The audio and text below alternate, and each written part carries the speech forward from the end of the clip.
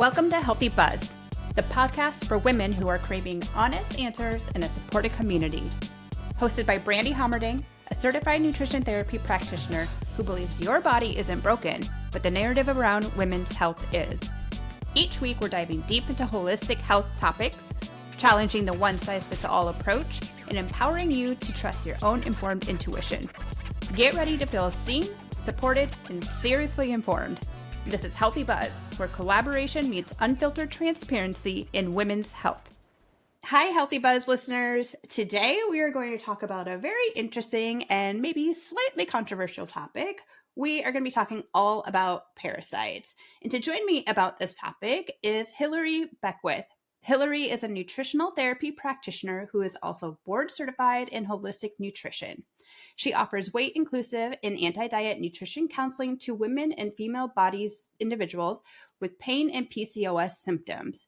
By digging deeper to pinpoint and address root causes of inflammation and PCOS symptoms, Hilary helps clients reconnect with their body's intuition and fill in the gaps, what their doctor is saying and how their symptoms should show up. When she is not with clients, you'll find Hilary roller skating in the park, camping, catching snuggles with her elderly pet hedgehog, or catching up on a new episode of Is It Cake? Hilary, welcome to today's episode. Hello.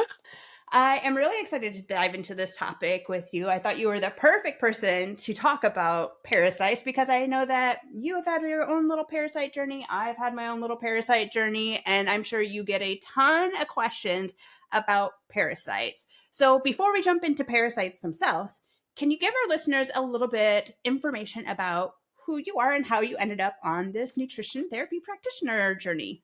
You know, for a long time, I worked in physical medicine. So since the early 2000s, I kind of just got a part-time job at a chiropractor's office. And that was really the start of being really interested in the body and the nervous system and how that all started working together. And as that career moved on, I became more and more interested in the nutritional aspects of inflammation. Meanwhile, I was also dealing with my own symptoms, had not yet been diagnosed with PCOS, but I clearly had all of the symptoms and was just kind of put on the pill by my gynecologist at 17.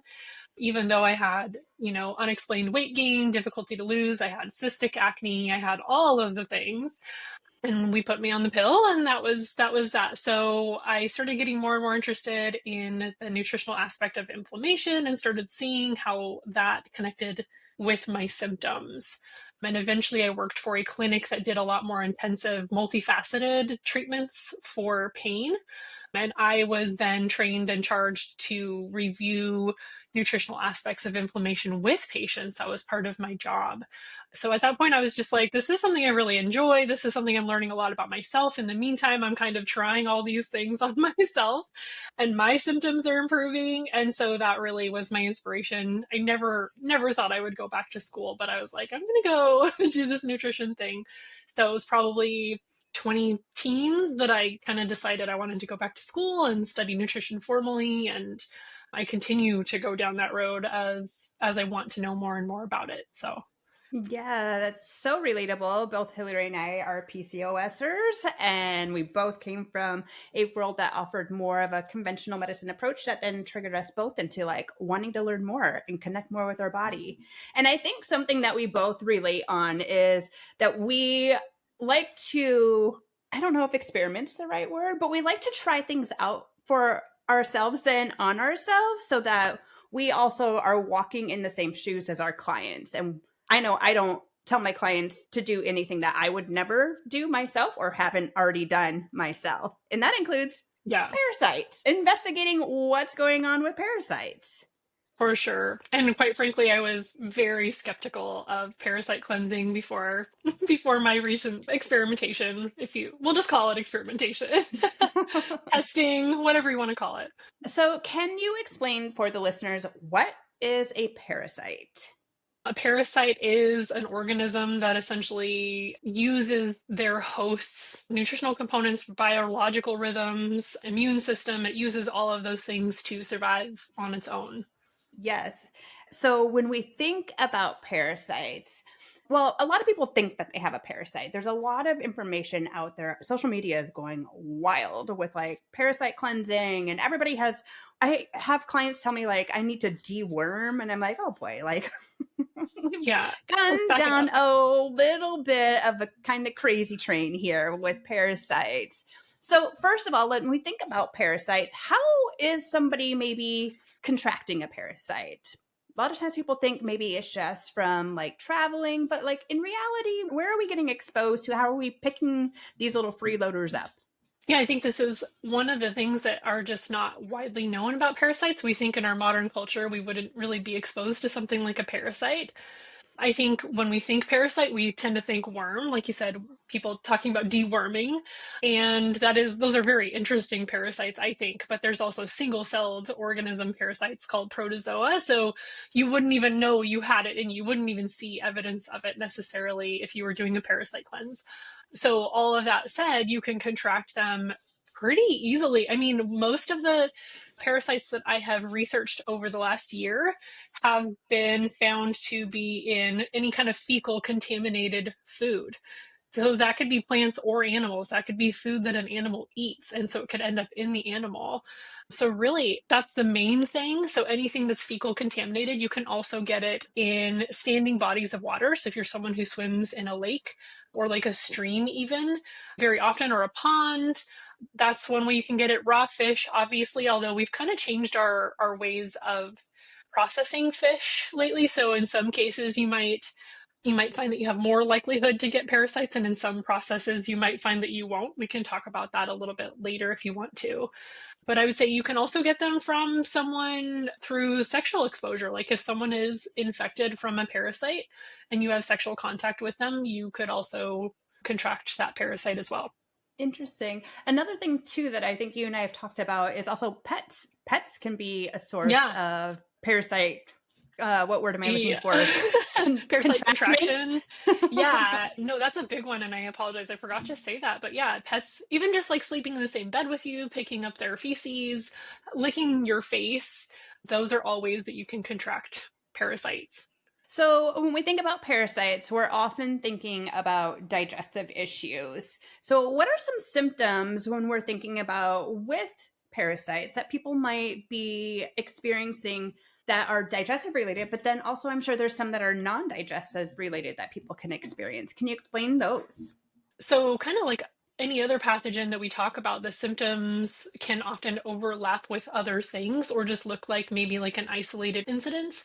I would say that there's a lot of symptoms that might just look like skin conditions, any sort of like anything that sort of indicates inflammation. So we have like acne or eczema, rashes, any unexplained newly developed food allergies or food sensitivities. That is a little bit digestive, but anxiety and depression, parasites are known to produce toxins that can cause anxiety, as well as it's a pathogen. And so it does have the ability to activate your sympathetic, your fight or flight nervous response. So that would make sense that you might be nervous, agitated, anxious, like some mood disorders like that. I would say like an overactive or an underactive immune system could also be a sign. If you're someone who like, I never get sick or I always get sick, like a normal amount of sick might be contracting a cold, 2 or 3 times a year. Whereas someone who just never gets sick is someone who's like, oh, I haven't been sick in 4 years. Well, you probably have an immune system issue. I would say that that's also a sign. And being someone who's really interested in finding root causes of inflammation, I'm also looking at pain. So people who have persistent pain and they've done all the things to treat it, they've had the nerves treated, they've had tissue treated, they've been to PT, they've been to chiropractic, they maybe have done regenerative medicine, and the pain is still persisting, I would suggest that they probably have some underlying causes of inflammation, and parasites can definitely be part of that. But I mean, restless sleep can also be an issue. Hormone imbalances can be a big indicator that you have something that is disrupting that stress response system or causing it to activate more frequently. There's many, many more symptoms we can talk about, but those are the non-digestive ones that I can think of off the bat. Yeah, before we jump into some of those digestive ones, one thing that I really want to expand on a little bit more, because I think I find this interesting, and I know like You mentioned, what if you have this immune system where you haven't been sick in 4 years? You're not catching a common cold or picking up the latest version of COVID. Guilty over here. Sometimes people are like, I have a really great immune system. I never get sick. Why is that a red flag? I would actually consider that to be a sign of an overactive immune system, but that would be a red flag because it's kind of like your body is on high alert. It's always fighting. That's a sign that it's probably always kind of on the hunt. We have these immune cells that are constantly sort of scouting our body and like at the ready, ready to fight. Or if we have something that's constantly stimulating our immune system, then yeah, it's going to be highly active and you're going to have a lot of inflammation due to that. I mean, the immune system is white blood cells, that is inflammation. So yeah, I would say that that's a red flag for Yeah, sure. that's a really great thing to note. It's good to have a good, healthy immune system, but we want to make sure that it's not being too efficient. Right, exactly. What about some of those GI symptoms that people might be experiencing? GI symptoms with parasites, I'm going to say, are probably going to more look like anything like, so diarrhea, people tend to think like, oh, that's really uncomfortable. It's dehydrating. I want to stop diarrhea. But diarrhea is your body trying to get rid of something and can often be also a sign of maybe like a food allergy. It's like your body has to get rid of something right away. I would say diarrhea is going to be the big one, but anything like bloat or gas, any of that, people might call these like IBS symptoms, would be definite indications that a parasite could be at the heart of it. Parasites can also kind of live, if we're talking about worms, they can embed themselves in the biofilm of your intestinal tract. And so if you think about this parasite that's several feet long and it's taking up the inside of your digestive tract, you might consider like you have like lesions in the digestive tract, like things that are basically the tissue is actually being damaged.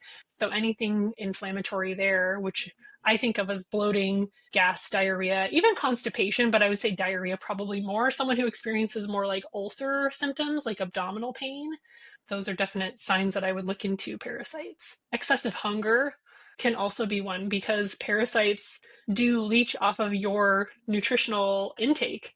So if you're just like always hungry and it's sort of unexplained, definitely worth looking into. Hey, Healthy Buzz community. Have you been curious about using a continuous glucose monitor to unlock powerful insights to your metabolic health? Imagine seeing in real time how your body responds to different meals, different workouts, and also the effects of stress. Now, what if you could experience those benefits without being locked into any type of recurring subscription like some of the other continuous glucose monitor programs out there? With my Blood Sugar Savvy course, you'll get exactly that. You'll receive access to 7 engaging learning modules, 2 continuous glucose monitors to start your wellness journey, plus 4 weekly one-on-one video strategy sessions with me where I'll personally guide you to understanding your CGM data. We'll work together to identify your unique blood sugar patterns and create customized strategies for better energy, mood, and overall well-being. Oh, and by the way, this is especially crucial during your peri and postmenopausal years. Blood Sugar Savvy is about understanding your body on a deeper level, implementing practical strategies, and gaining sustainable knowledge to support your overall health and wellness. Ready to get Blood Sugar Savvy and take control of your metabolic health? Healthy Buzz listeners can save $30 simply by using the code BUZZ at checkout when you enroll at bcw.bcollectivewellness.com/blood sugar savvy. That's bcw.bcollectivewellness.com/blood sugar savvy. Don't forget to use that code BUZZ at checkout for your $30 savings. Your personalized blood sugar journey starts now. Yeah, that's a really good point, is that we can see nutritional deficiencies with people too who are dealing with parasites or even overgrowth of dysbiotic bacteria. But this for sure is something when I see like low iron status and like, okay, in my world, I don't throw an iron supplement at you. I want to see what's happening in your gut, what is stealing your nutrients and using them and not you, and then maybe addressing that while also adding in maybe some iron-rich foods and looking at the diet first before we throw any type of supplement at that. Yeah, for sure. Sometimes people think that if they have a parasite that they would be dealing with weight loss. but we can see weight gain often. I don't deal with a lot of people who are complaining that they're losing a lot of weight. I don't know about you. Yeah. So, and that can be a little controversial. Do you want to talk about that a little bit more? It is kind of confusing. I think of the episode of The Office where Mindy Kaling's character, she buys a tapeworm so that she can lose weight. I don't know if you remember this. It's the first thing that comes to my mind. And I remember hearing about that when I was a child. It was like when I grew up in I call it the fat-free era, like the 90s, everything was fat-free and we were all obsessed with losing weight. And I had a lot of disordered eating behaviors. And there were times my friends and I would talk about tapeworms and things like that and how models would use them. And that is not a sign I would say that I've seen very much in myself or my clients. If anything, it's weight gain. And I think that that probably comes from more like the hormone imbalances and the appetite increase, things and like just inflammation in general. Like if our liver's not functioning properly because it's trying to deal with all these byproducts from the parasites, a lot of times that causes weight gain, not so much weight loss. Although I would say if somebody has like some really rapid, unexplained weight loss, that it very well could be parasites. That's just not typically what I've seen in my work or Yep. myself. Yep, I agree. A term that you mentioned earlier when you were explaining some of these GI symptoms was a biofilm. Can you explain what a biofilm is? Yeah, biofilm is like it's a sticky film that all of our microbes use. So the human body is a high percentage of microbes. We're made of bacteria essentially. And not all of that bacteria is bad, but it has to live somewhere. So it creates this sort of sticky film that it can not only live in, it can hide in. It helps it to, like, I think of it as almost like a trap or a filter where it can take those nutritional components from the things that you're eating, but it also creates a synergy between different types of microbes. So they all share that space. So when we're talking about parasites and candida and bacteria all live in this biofilm. And that's sort of what allows them to thrive in your body. Yeah. I think of it like this underground greenhouse party system that is like sheltering all of these like Yeah, microbes from it's this underground system, so nobody can really get in there unless you're part of this exclusive. club. Exclusive, yeah, Right. exclusive club that only certain people are allowed into this biofilm and where they Yeah. thrive and just have this fucking party. Yeah. It's a way Yeah. better visual than a sticky film.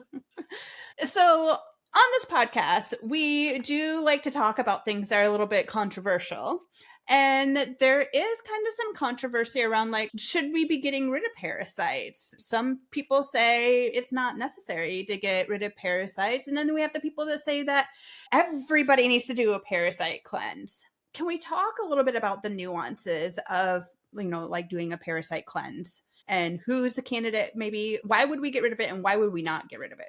There's a lot to cover there. So, should everyone get rid of parasites? I think that's where my strong apprehension has been this whole time against parasites is I was consistently seeing like wellness influencers talk about everyone needs a parasite cleanse and everyone should do it every few months or a few times a year or every month.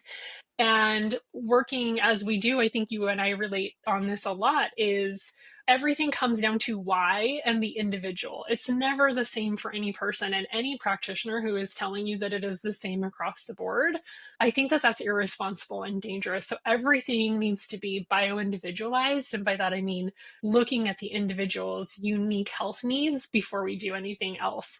So should everyone get rid of parasites? No. If you are having symptoms of parasites that are causing problems, parasites can be harmful in a lot of ways, and in many cases are. Yes, you should get rid of parasites.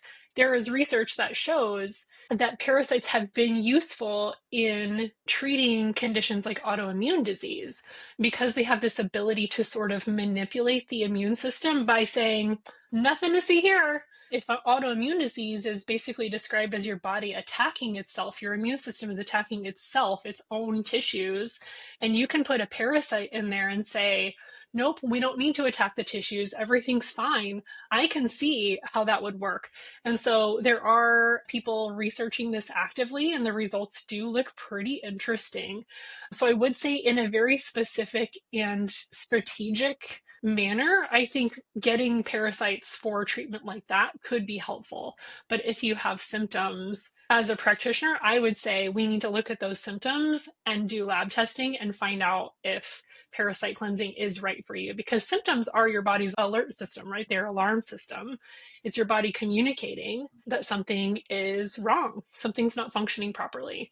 So yeah, there's a lot of complexity to that. So we can continue talking about that, but that's kind of my first thoughts is like, definitely not everybody should get a parasite cleanse, but I think it can be really useful in most cases. And I think that having parasites, I can understand the speculation behind wanting to use that for, and I think they're also trying it with cancer as well, cancer and autoimmune disease.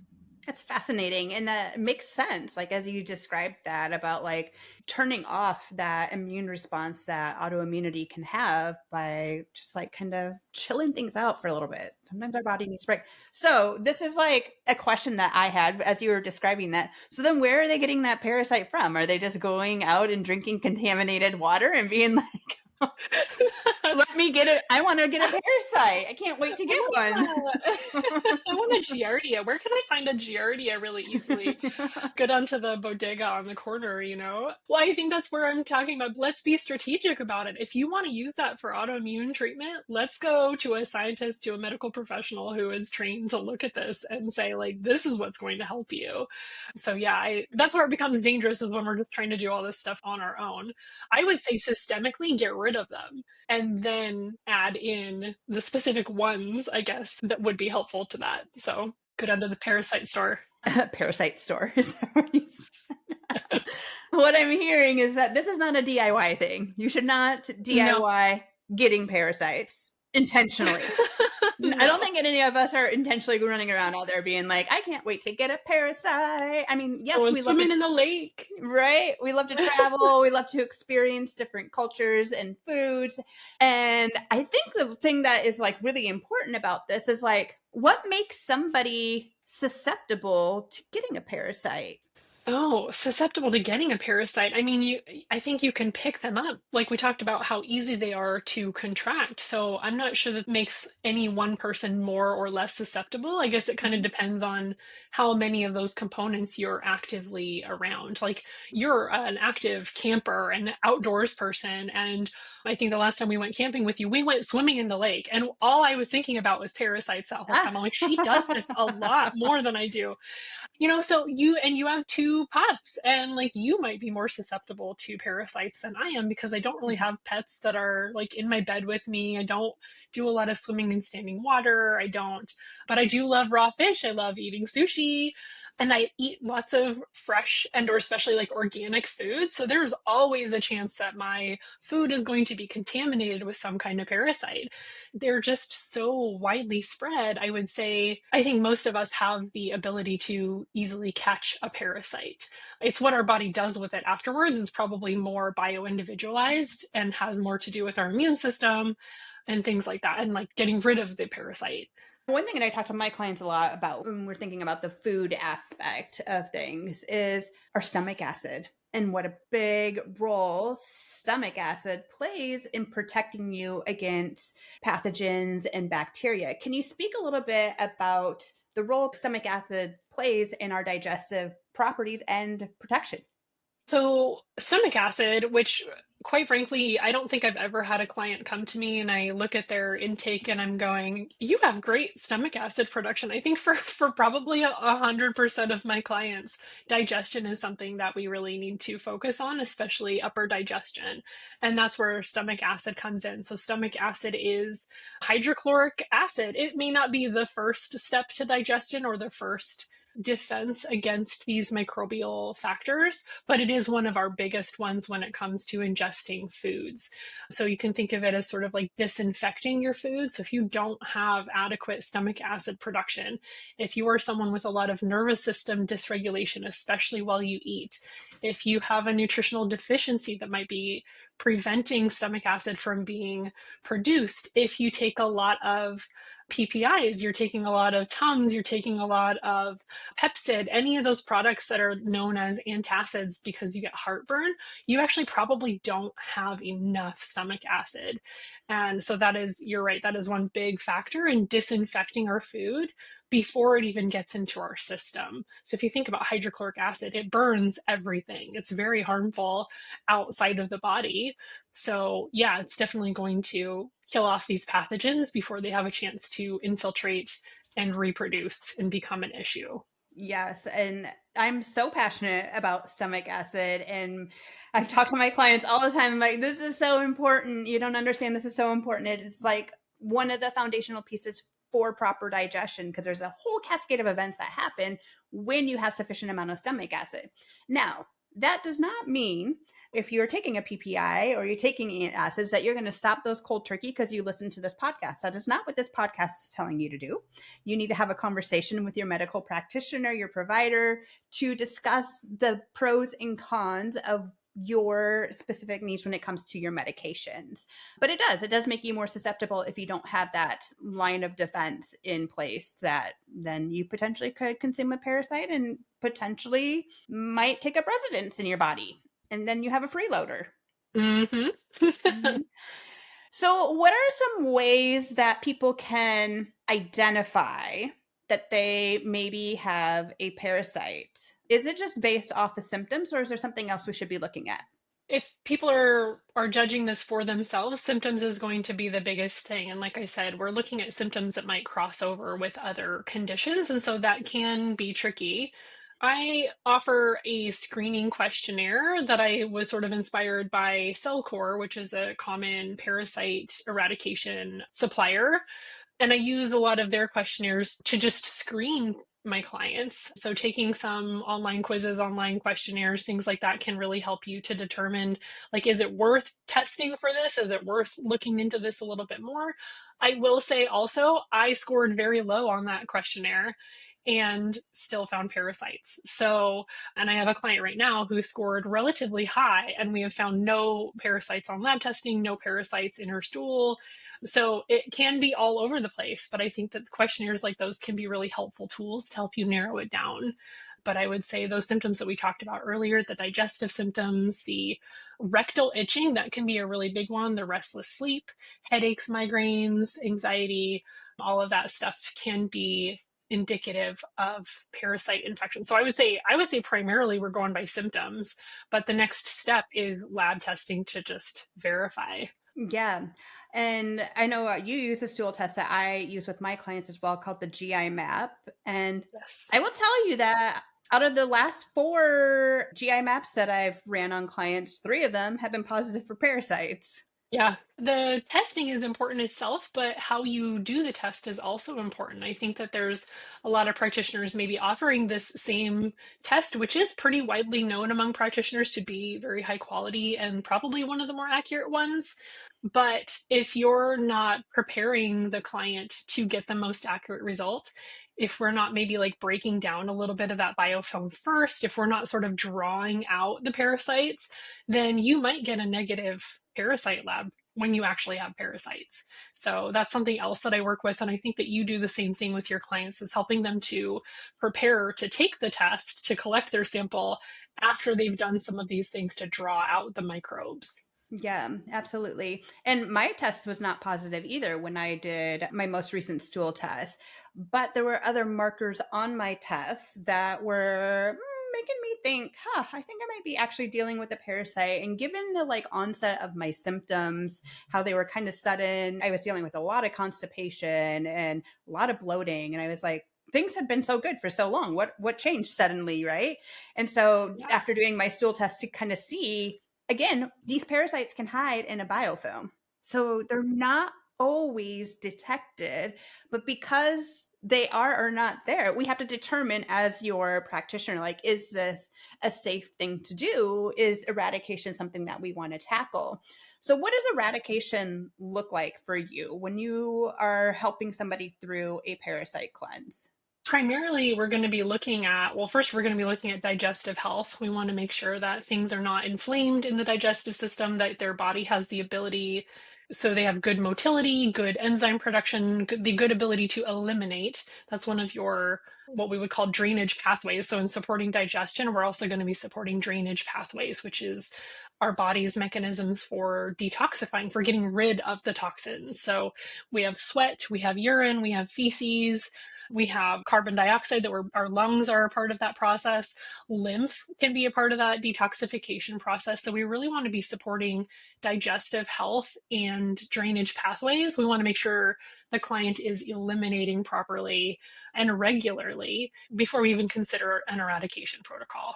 Let's say somebody sees an influencer who tells them they need to buy all these supplements and do a parasite cleanse just based off of their symptoms, and somebody does them and they haven't prepared their body for this detoxification, this cleanse. What could happen?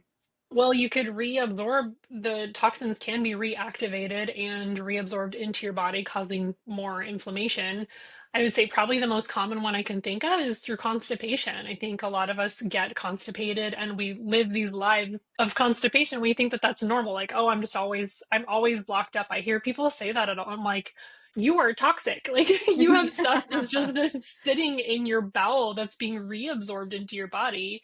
And like I said, those microbes can be reactivated. So it's not necessarily that the parasites might come back alive, but if your body's not eliminating the waste, we have these other toxic byproducts that might be causing like mood disorders and other inflammatory factors. So I would say constipation is a huge one that I see, or someone who's just not drinking enough water. So they're not sweating, they're not urinating, their lymph is not moving and waste products being carried away. Then, yeah, we can have some inflammatory symptoms.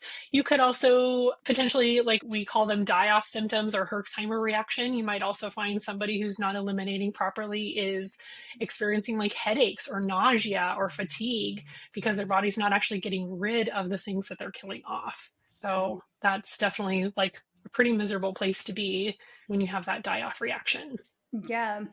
Can you describe for us or define for us what constipation actually means? Because people will be like, oh, I'm not constipated. I go every other day. I go once a day. But yet, when we dive in more as practitioners, we're like, oh, actually, you are constipated. What would you define as constipation? I would define constipation as, yes, the frequency. Like if you're only having one bowel movement, even if you're having one bowel movement a day, I would call that borderline constipation.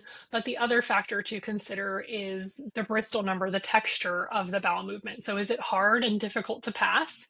That is constipation. What we want is like a well-formed stool that's not too loose, not too hard, something that just easily comes out on its own after maybe a couple of minutes. We don't want to have to push too hard and cause other damage. So I would say that even if you're going once a day, but it is difficult to pass and it's a very hard texture, I would call that constipation.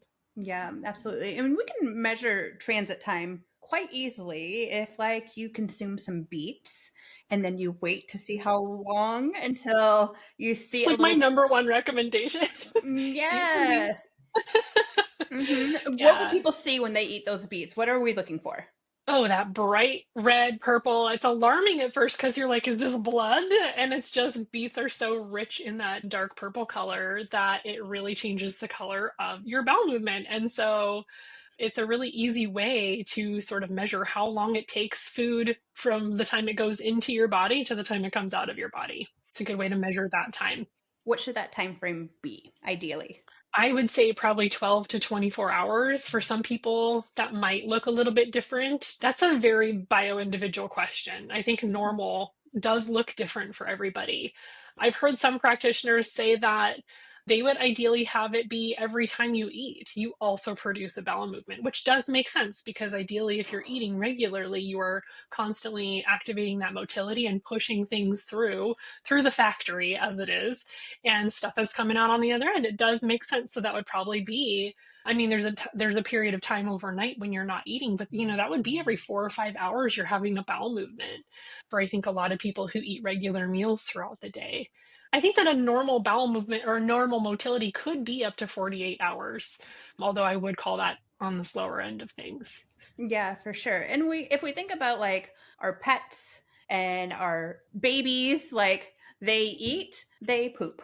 They're kind of like clockwork because they haven't been influenced by maybe some negative dietary habits or stress or things like that. And so they are usually pretty consistent. And then as we get influenced by other things, as we grow up and become adults and get to make more decisions, that can definitely impact your transit time. And you could be either you're under consuming fiber, you're dehydrated, you're eating foods that are inflammatory, you have some microbe imbalances, something is going on there that needs to be investigated.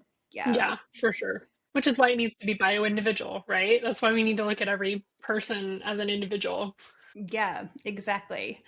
So, when it comes to something like a parasite cleanse, it can be overwhelming and kind of intimidating. And then, like we talked a lot about nuances on here that, like, it may not show up on testing, it may show up on testing. Sometimes we decide not to tackle the parasite, or maybe we're working on other things first before we get to that parasite. How do you, as a practitioner, support clients through the process from a place that also maybe addressing their overall support that they need when it comes to this? It's not always just, when we think about nutrition, it's not always just eating food. There's so much more to it.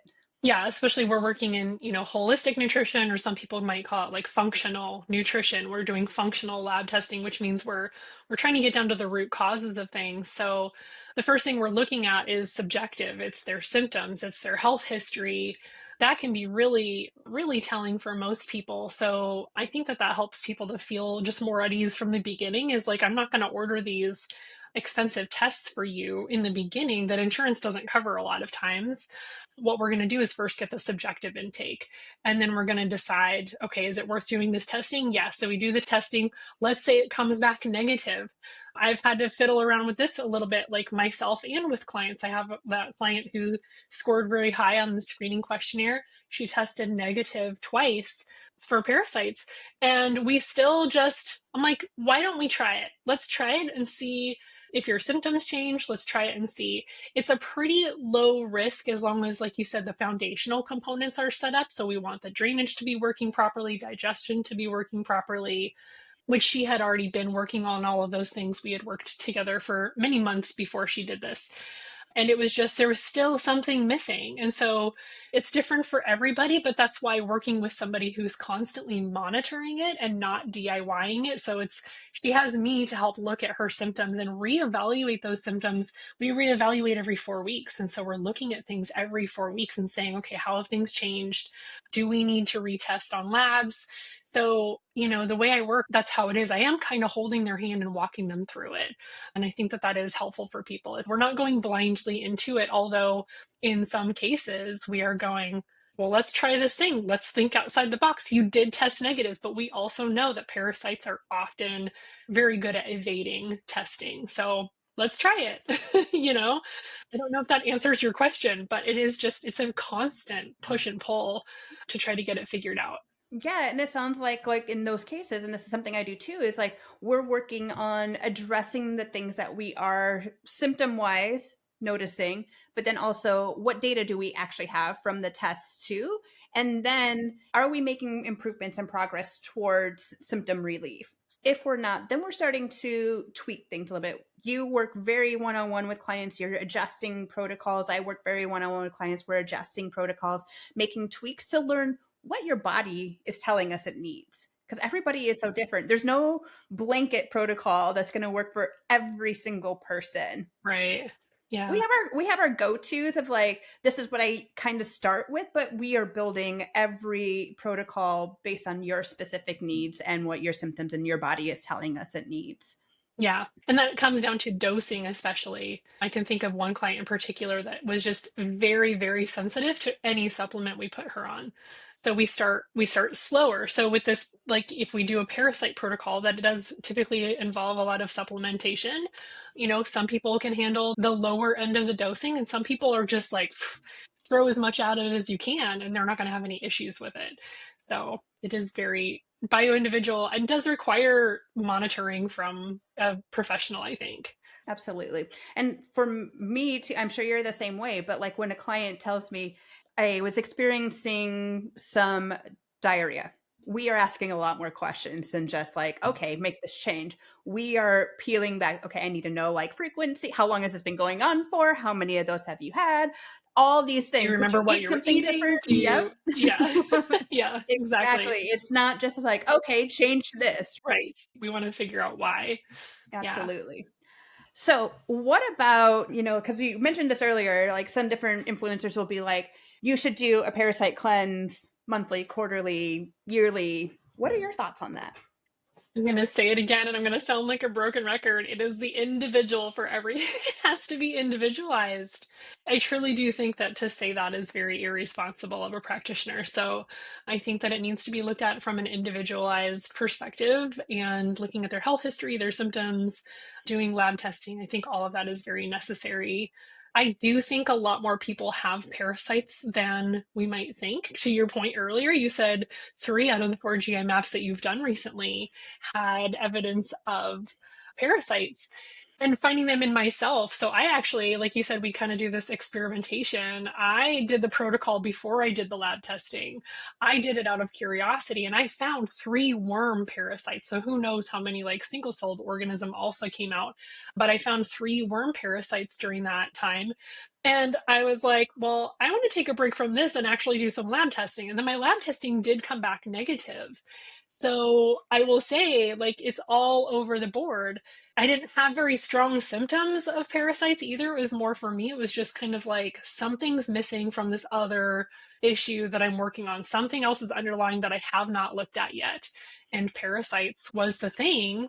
So would I have ever done it otherwise? Probably not. So I think it really just requires a good look at the individual. So to say that everyone should be doing it every certain amount of time, no. But do more people have it than we probably think do? Yes, I think that is true.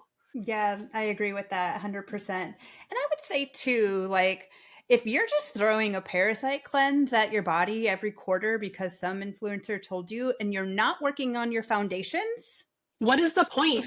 what is the point? You got to work on these You're foundational throwing away your things. money. Yes. Yeah. We got to improve that digestion and understand why you keep getting parasites. We're always asking why. We're always looking at And what what is the else is in underlying thing. there? Is it just parasites or is it another type of pathogenic infection that might also be causing problems? Because each one requires a little bit of a different approach to eradicating it. So, yeah, why are you getting in the first place? The same goes for supplements. And I tell people that with supplements all the time. What supplement can I take for this? Well, nothing if you're not willing to work on your digestion or your sleep or or your Your circadian stress rhythm, or whatever your it is, your stress. Yeah. Whatever the case. So yeah, it goes the same for parasites. There's no purpose in doing it. You are literally throwing your money away and you will continue reactivating those parasites.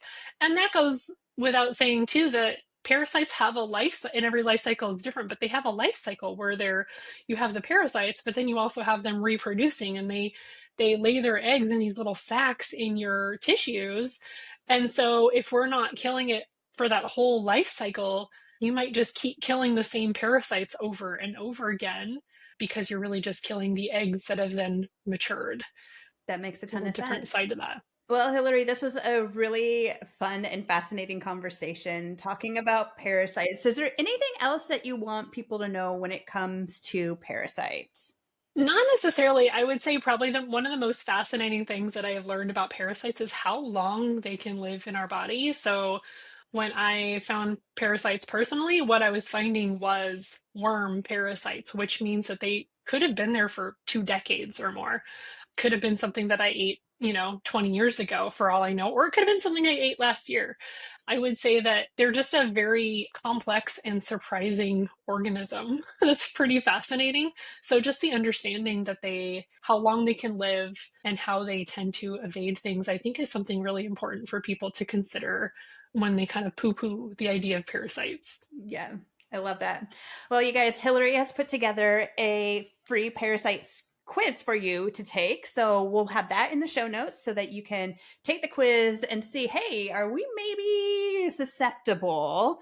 And then working with either Hilary as a practitioner, finding a practitioner that can help you dive into the next step. The screening is part 1.